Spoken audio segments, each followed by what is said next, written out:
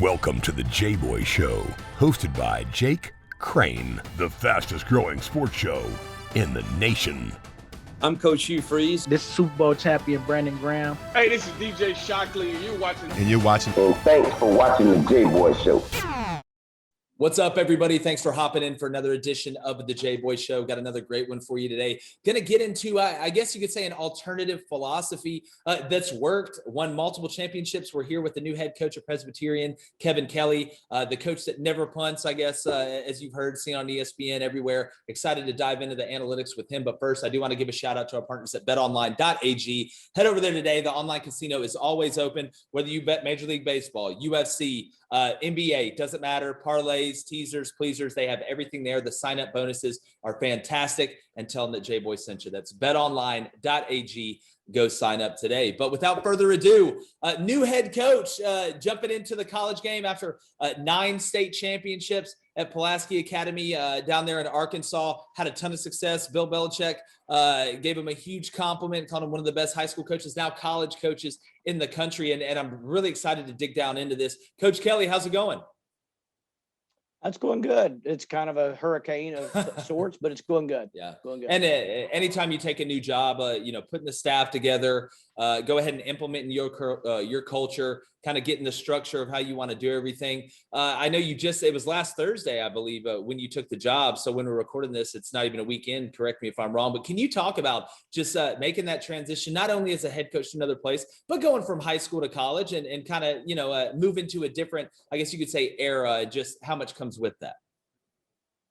Well, you're right. You're exactly right. It's been less than a week now. So, it hadn't even been 168 hours, but, what made it more difficult wasn't so far. I mean, I know people say, well, the jump from high school to college, that part hasn't been difficult. Yeah. As far as changing jobs, because you still got to hire staff. A lot of times when you go into high school, you still got to hire staff and, talk to the team and get to know the team. And nowadays, the way the world works, kids transfer in high school like they do in college. I mean, it's crazy. So you've got to, try to keep kids and that kind of stuff without sacrificing what you want and principles wise and expect and all that. So that part's probably the same. What's made it hard, I say, is the time. And at the same time, I didn't have a chance to process the emotions of relationships past. Yeah. I've been here 24 years and been in high school 28. So even some of the people that I was at, but just the relationships in high school are going to change tremendously that I've got with coaches of other high schools and stuff. And, it was tough, but that's the way you got to do it. So I've been going back and forth. I think tomorrow morning I'll be down in South Carolina again from Little Rock. I'm in Little Rock right now, but so that's literally in 168 hours. I've been back and forth 3 different times. So, that's a long trek and a lot of planes and all that kind of stuff, but eventually it'll slow down. And I know it's part of the grind of getting through things. Yeah, without a doubt. And it's obviously a compliment to you as you advance in your career. And Coach, for our audience that may not be familiar with you, the philosophy that you have is really one of a kind. And I always say on the show, women lie, men lie, numbers don't lie. And you guys have won championships. And so just to kind of, encapsulated a little bit of what you do that's different. So you rarely ever punt, if ever. I was talking to your son earlier, and he was kind of giving me the situations, and I'm going to talk about that here in a second. You onside kick, obviously, a ton. You don't field punts. Where did you get this philosophy, and was it something? Let's start with where you got it from, and kind of who you learned it from, or did you just come up with it by yourself? No, there are those things, and there's the never, people say never punt and never field punts and all that. And it's not never, it's more along the lines of rare. I mean, we have punted 8 times in the last 17 years, I think it is. So there's some punts in there, but what happened was when I was first hired as a head coach here to coach football, you're all excited, you get the job, and it was kind of unexpected. I mean, I didn't expect to get the job, sadly. And I walked in and sat in the coach's office for the first time, the head coach's office, and I'm like, that chair, and I'm like, people always tell you it's different in the head coach's chair. When you're an assistant coach, you don't understand, son. I remember when I was first out of college, you don't understand, son. It's different in this chair. I went and sat in that chair, and it just came all over me. It's like, wait a minute, you think you're a good football coach, but you're not going to be that much better than the last guy. and they've never been anywhere at this school as far as they'd never been to the championship game, they'd only been to the semifinals twice in the whole history of the school. And so how are you going to be that different? So I quickly started sweating, and I'm like, okay, I got to figure something out. So I started asking, why are we doing this? I don't know why it came up to me to do that, but I started asking why from January to December. I wanted to look at everything in the program, and I got on the field and started asking why, because we changed so many other things we do in the program that kind of probably wouldn't make sense to a lot of people anyway. But even preparation time before the game, the kind of, what we're doing before the game, during the day, that kind of thing. But on the field, I said, why are we punting? And I've got my coaches sitting there because there are at least some resources. And it was field position. You got his field position, and that made sense. But I'd run across a study of field position. You got to consider this was pre-Moneyball. It was right there before Moneyball came out. Yeah. And I looked at it. I'm like, I was an accounting major my first 2 years. I've got a biology minor and certification to teach that. And so I'm kind of a math and science guy. And I looked and I thought, the numbers really don't show that that's as important as everybody thinks it is. And that's what started me. It's a long story, but that's what started me down that road. And immediately, the very first game I ever coached in, we got absolutely slaughtered. So then I'm like, oh my gosh, I don't know what I'm doing. But we were playing Gus Malzahn. That's his an great high start. school team. That was my first game I coached against. They slaughtered us, but our very first fourth down in that game that we went for was the first drive of the game, and we made the fourth down. So maybe that ruined me. I don't know. But that said, even though I got slaughtered, it really makes you, when something happens, and it was a big, big stage. It was the only game. It was the first inaugural game of the year. I mean, the Air Force helicopter brought in the football in the middle of the field. Wow. It was a statewide game and all that. And that taught me a lesson. I was really committed to the numbers, even my very first game that I thought I was onto, because it would have been easy to go back and go normal football from here on. But I'd found something that I believed in, because like you always say, you're very saying, men and women lie, but numbers don't. Yeah. And I believed in that. And that took me down this path. And slowly but surely, I really learned how to use the numbers better. And after Moneyball came out late 2003 or in the fall or whatever, and then in 2006 or 7, analytics started being a real thing in sports, not in football so much, but they were easier to get. And then all that helped me gravitate towards where we are now. Yeah, and it's amazing the way analytics has really taken the game over and how it's bled into football and continues to do that. And Coach, I find so many things fascinating just from a procedural standpoint when you do the things that you do. I would think as an offensive play caller, it's got to be nice if hey, I've got 4 downs to get this first down. Now 2nd and 8 doesn't sound as devastating as it normally does. Do you feel like being able to call plays? We all know you have an extra play if you're going to go for it most times on 4th down. But have you kind of found a way to craft the play calls to, we always say you want, 3 or 4 on 1st down. Well, you can get away with getting, 1 or 2 on 1st down if you're going to go for that extra down. Can you talk about just how that's kind of bled into the way that you call plays and go about putting together a game plan? That's a great point, a great question, because out of everything that coaches come and college coaches, big time college coaches, they want to come for 2 things. They want to know about the numbers and how it's applied to football, and they won't necessarily do what we're doing. They're just like, we still have to worry about getting fired, or even if it's guys that are really secure. I mean, some big time guys, we still have to worry about dealing with the media, and we just don't want to. But the other side that they ask is how does it change play calling for the OCs? How does it? And that's the single best part about it, is our offensive efficiency just went through the roof whenever I started doing that, because I was calling plays here before I was the head coach. Yeah. And things changed. Now, I will say this, even early on, I'm still learning how to put these things in. I think becoming better and better at it. But I'll give you an example. When I first started doing this, I thought, I was calling plays here, and we're well over 60%, even back in 99 and 2000, before passing was like it is.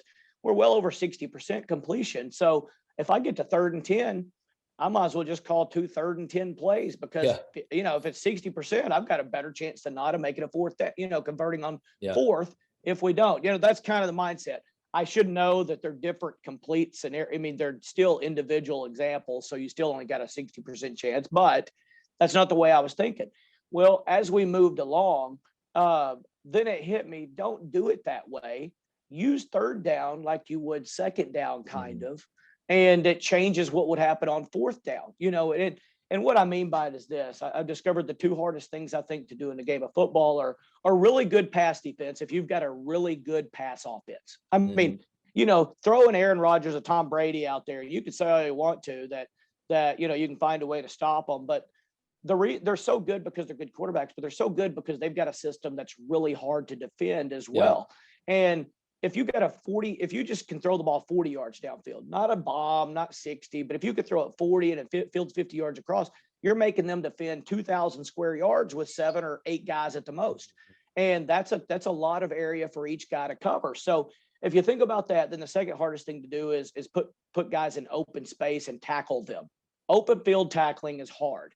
People do it at the greatest level in this world at the NFL, and they miss all the time.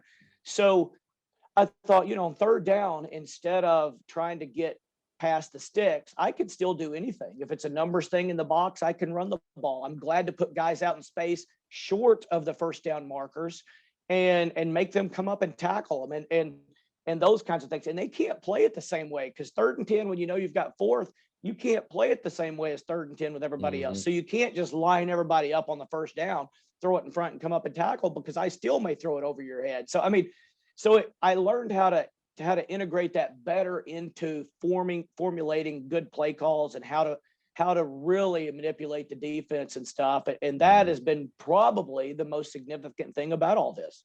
Yeah. And again, I find it fascinating. And you talk about being able and still, since you've initiated this, kind of finding out new things about it as you go and kind of writing the book. It's funny. I was, watching a documentary on Leonardo da Vinci, and they were talking about how ahead of his time he was with all the inventions he had written down. I'm wondering in 20 to 30 years, if everybody's going to be doing this in football. I mean, you've gotten unbelievable response. I mean, I already brought up Bill Belichek, who's the greatest football coach, in my opinion, that we have walking around the planet right now. But Coach, I do want to ask, the few times that you have punted, you say you've punted 8 times in 17 years. I'm guessing it's an offensive formation. You probably run the quarterback out there and punt out of an offensive formation. But I would assume, and correct me if I'm wrong, because we all know what assuming does, but you would only punt, I would guess, towards the end of the game, if maybe you're up 2 and got the ball on your own territory and there's 2 minutes to go and there's a 4th and 6. Is that type of the situation where you're going to punt it, or is there, we talk about the card. It's funny that the coaches carry around. Your card's probably totally different at the end of the day with what you do, but when would you punt situationally? Well, in the past, it's been, and I'm going to look at the numbers, see how they translate completely to the college game. I mean, I want to be as close to accurate as I can. They're a little bit more my way than they are the straight numbers that come out of the analytics world, simply because I get to factor in something. And all those guys, I have relationships with tons of those guys that are making these numbers from different analytics companies. But what they don't factor in, because they want a concrete value to be able to factor it in. But what they don't understand is, if I punt so little, I don't have to practice it as much. Those are minutes I'm getting in practice that I can use for some other area that we need, whether it's something specific about that, and they won't factor those in. So if you factor those in as well, then those numbers lean even more towards what I'm saying than more towards what they're saying necessarily. So, but in the past, it has been, when time is of the essence, so to speak, like you talked about the end of a game, I guess. I'm trying to think of the last time we punted. I think it was 2017. We're in a state championship game. That's we're so up cool. 1 point. We're up 1 point with exactly like 59 seconds left, and we're at midfield. And I don't know if it's 4th and 7, where normally I would go for it there, but they didn't have any timeouts, and they're not a good passing team. They're a power run team, So you look in the eyes of like a Wisconsin or somebody like that, and so. Then if I punt and they don't have any timeouts, first of all, they're not going to put anybody back, because nobody has in all those years. And we're going to run probably at least 9 seconds off the clock. That's going to put it down to 50 seconds, no timeouts, and probably after the ball finishes rolling inside their own 25-yard line.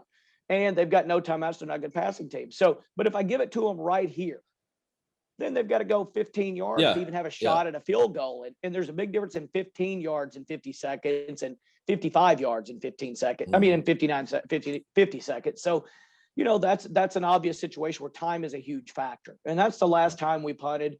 The time before that, we were in, I think in Lake Hamilton, Arkansas, and they were defending 6A champs. We were 5A champs, I think it was at that time. And so big game. And I guess we had the ball 4th and 7 or something on our own 30, but there were like 9 seconds left. So if we run a play, we're not going to take 9 seconds and we don't make it. It's an automatic field goal, for them. But if we do make the first down, there's no reward. We can't go score. There's not enough time. So that said, it's risk, reward, and time. Yeah. So those are things that you factor in, besides the numbers of where you are on the field and field position, things like that. Yeah, no, with that, I mean, that makes a ton of sense if the situation yields it, even as rare as it is. But speaking about rare, if you're trying to find the best merchandise out there, you need to head over to jboyshow.com.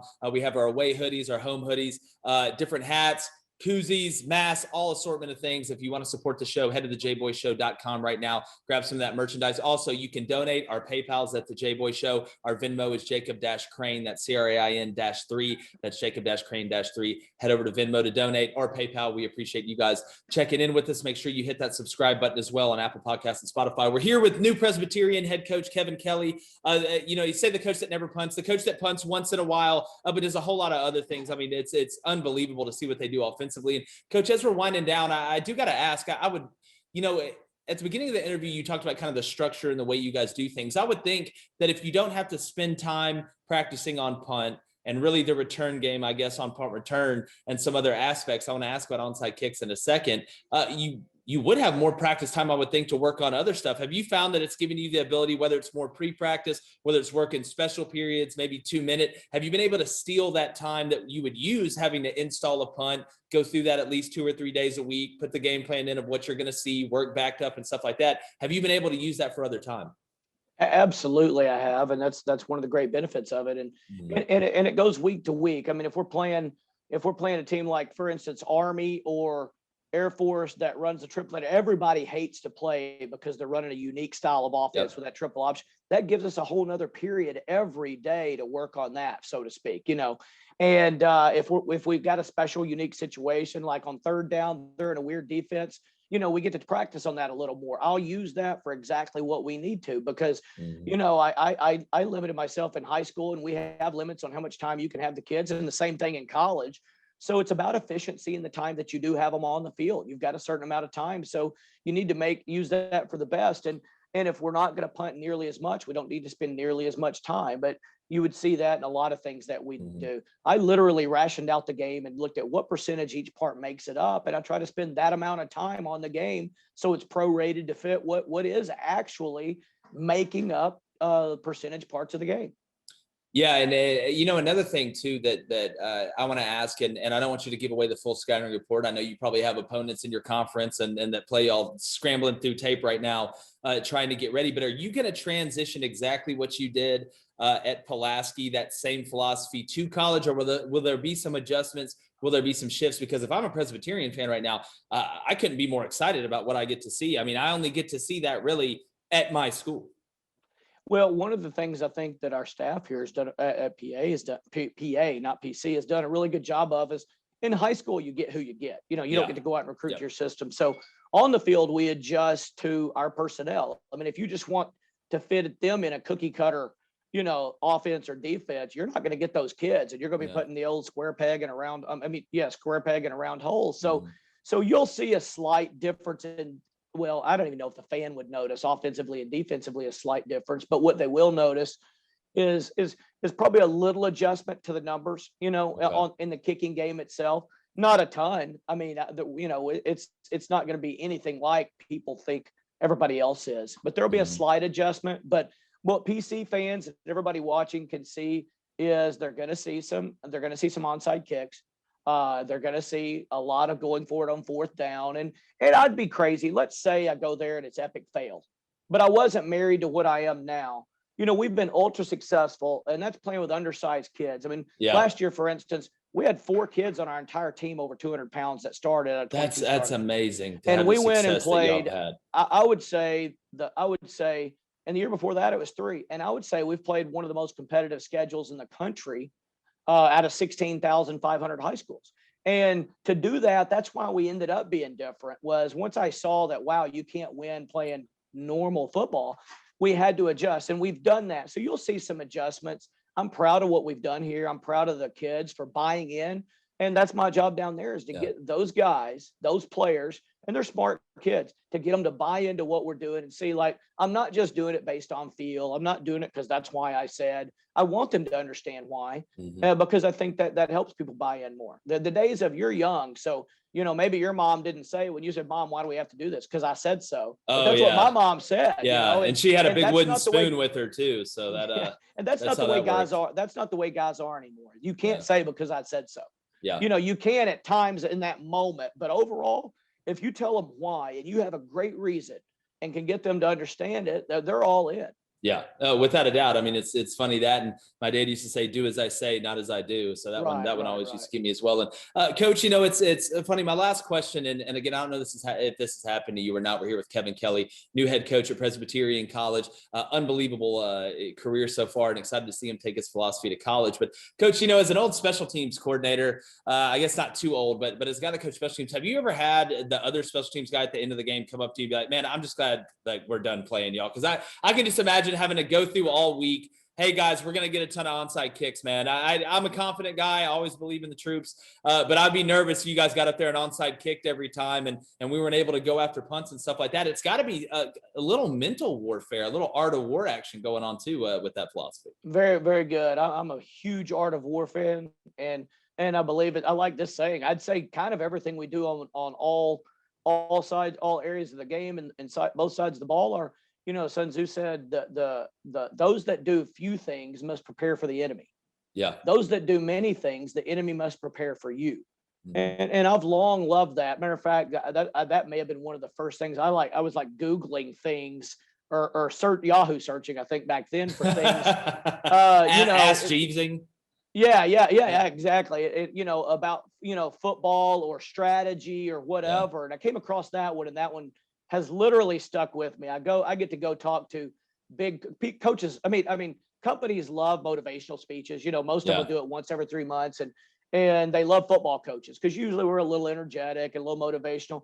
And I've gotten to do that because I have a presentation called Thinking Differently and Thinking Outside the Box. And they like their guys to think that. So anytime they're making a change, they'll call me in. I've gone all over the world, literally speaking. But that one quote that I just told you is one that I put up there when I'm at a company, especially if it's one that I know is head to head with competition with somebody else, because we need to spend, I think football coaches, you have to spend some time on the other team and what they're doing. No question. You've got to get ready for them. I don't think we do enough spending time on us and correcting what we do. And I think the same thing is in a company. I went and spoke at one time. They've got they're a very well recognized, well-known company. And I spoke there, and they were worried about their next competitor that everybody would know, but they're so fixated on what are they doing? They got a team of guys. What are they doing? And I'm like, sometimes you forget to look at yourself and all the problems you've got and fix those. And you can't execute a strategy even when you know what you want to do because you've got so many things to fix. Yeah. So, you can't go cleaning other houses until your house is clean. I agree with you 100%. And Coach Kevin Kelley, man, this has been awesome. I got to get you back on, man, as we get closer to the season. I know you guys are excited. It's been a whirlwind, like you said, taking the job a little under a week ago, actually. Can you tell everybody where they can find you on social media and just how excited you are to be the head coach at Presbyterian, man? I'm excited to see it. I really am. I'm happy for you. I appreciate it, Jake. You can find me on social media. I think my Instagram is at Coach Kevin Kelley with an EY. Twitter is at Coach Kelley with an EY, the number 1. So at Coach Kelley 1.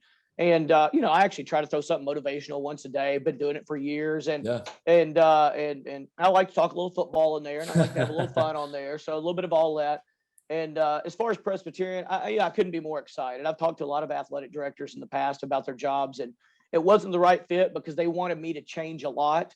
And these guys, one of the things they're trying to do in education down there is innovation. They want their guys to be innovators, think differently as their guys and girls in different areas. And they were willing to let me be who I am and experiment, so to speak. People think it's an experiment, but they were willing to do that. Immediately, I kind of fell in love and knew that was the right place. So couldn't be more excited. I don't think it'll be epic fail, but if it is, I will always be endeared to the first group that gave me the shot to try this at that level. Man, I'm just forever indebted and excited, and just I wish I could fast forward to September 1st or whatever our first game is. Yeah, and blink of an eye, it'll be here before you know it, Coach. You're going to do great. Excited to watch you do well. I really appreciate you joining us. Appreciate you guys joining us as well. Make sure you subscribe to the YouTube channel, Apple Podcast, Spotify. Grab some merch from the jboyshow.com. Head over to betonline.ag as well and tell them that Jboy sent you.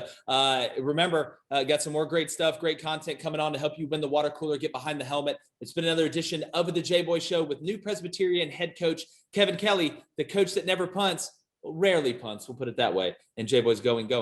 Gone. The Jboy Show is produced by David Cohn, Technical Director Dave Hammock, Creative Director David Culbertson, Audio Engineer Feyzan Shareef, Production Assistants Blaine Crain and Kyle Orr, Executive Producers Jake Crain, Vince Thompson, Steve Chamberlain, and David Cohn. Please subscribe to our YouTube channel and visit our website, thejboyshow.com, for updates regarding our newest apparel and merch designs. Win the water cooler with the Jboy Show.